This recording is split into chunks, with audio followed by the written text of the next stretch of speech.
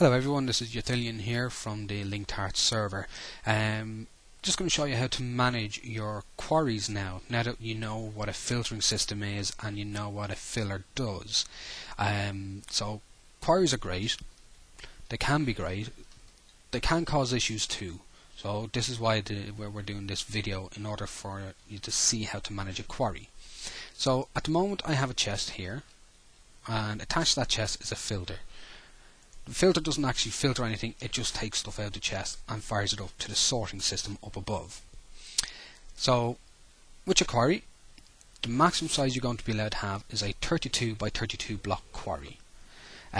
You will be allowed one of those per player, or two default size. The default size is whatever size it is when you place down the quarry block and it marks out its own area.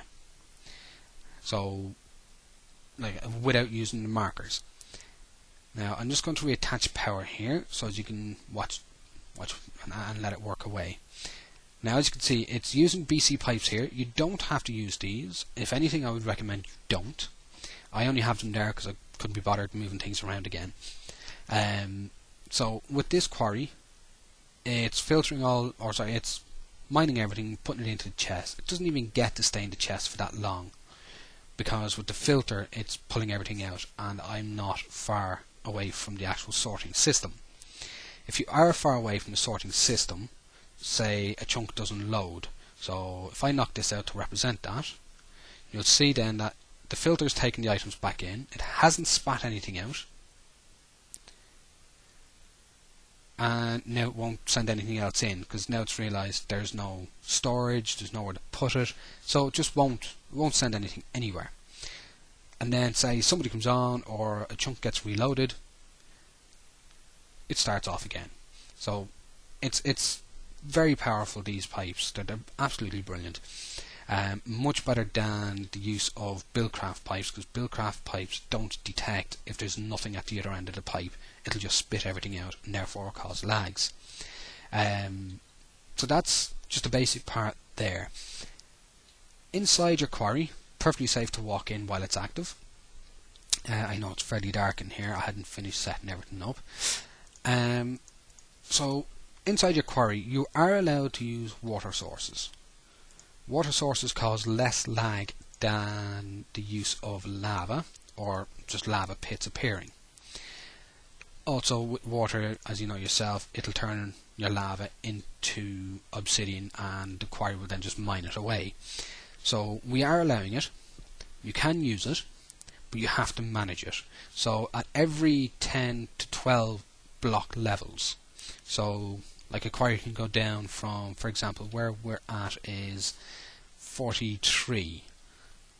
So you can go down to 23 before you need to move your water source, unless of course you happen to hit an underground lake. And if you've hit an underground lake, you need to turn your quarry off, remove that lake. Doesn't matter how you do it, you just have to do it. Now there's several ways. If it's a large lake, then I would suggest using a filler and putting it above the lake and filling it with sand or with gravel, because they have gravity, and just turn it on. It'll keep trying to add in the sand until it runs out. So if you have like 4 or 5 layers of water source that you need to clear over a 20 block area, then the easiest thing is to use a filler, and the filler will just try and fill that up. So you don't, it shouldn't be too difficult to actually manage. It really shouldn't be any difficulty, to be honest. So once you've done that, then you need to remove your water sources from the corners, like so, and then go down to the next level, next many levels down, so you know, your 10 or your 20 blocks, and then put your water in again. So here's our water bucket. Oh, we need space. And as you can see, the quarry will just keep working away. Now one of the things that will happen with a quarry is it will reset if you use blocks to clear out your water source. So it'll try and come up and clear that even if you have cleared it, and then it'll continue on. Sometimes that can be a great way of pausing a quarry and getting it to reset itself while it gives you time to do other things. But to be honest, you don't really need to. And as you can see now, from here from one corner to the other, this quarry has managed to link the two water sources at the corner, even though water doesn't normally travel 32 blocks. So with that in mind, then it'll just keep going all the way until it fills to the centre. So you shouldn't have any issues. You shouldn't need more than the 4 water sources to keep this quarry clean. And that in itself is how you actually manage your quarry. Once you manage your water levels, you shouldn't be causing any lag. Yes, it does require you to spend more time with your quarry and means you won't be running off doing your own thing all the time. But if your quarry is close to your home, you can work away, build whatever machines you need to build or anything like that. But as long as you keep your quarry managed, then we won't lose them. If quarries don't stay managed or still cause lag, then we will be disabling them and we will lose the use of quarries. So please make sure you manage them right. I like quarries, I want to keep them. So that's all you need to know about managing and running your quarries with fillers, sorters and water flow. So I hope you enjoyed this. I hope it helped a lot in regards to managing and keeping things lag free.